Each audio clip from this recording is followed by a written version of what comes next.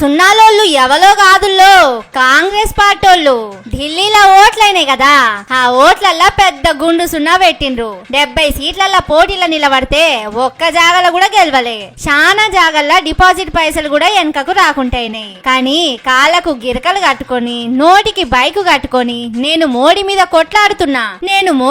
కొట్లాడుతున్నానని Rahul Gandhi sir చెప్పుకుంటుండు. Guthpa కట్టెతోని కాకపోయినా బర్గెతోనన్నా కొట్టినట్టుండాలి కదా.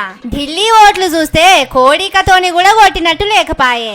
ఇంతోటి దానికి దేశానికి ప్రధానమంత్రి అయినని చెప్పుకొని తిరుగుతున్నారని పబ్లిక్ నవ్వుతున్నారు. కానీ ఢిల్లోళ్ళు చాలా తెలివి కల్లోళ్ళు పోన్రి. తెలంగాణలో 6 గ్యారంటీలు అనగానే మనం ఓట్లేసినాం. అవే గ్యారంటీలను అటు చేసి పోయి మత్పరిద్దామని చూసినా ఢిల్లోళ్ళు దిమ్మ తిరిగే జవాబు చెప్పిండ్రు.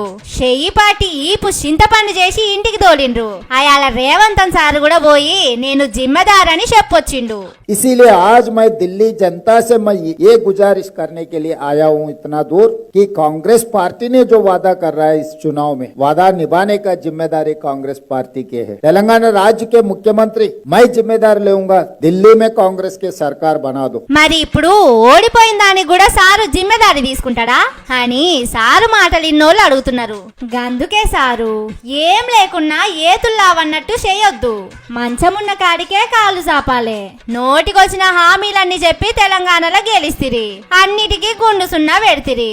ఓ దిక్కు పథకాలు ఇచ్చినామని చెప్పుడు, ఇంకో దిక్కు కత్తిరించుడు. ఊర్లో మేరోళ్ళు బట్ట కత్తిరించిన దానికంటే ఎక్కువ మీరు తెలంగాణలో పథకాల కోతలు పెడితిరి.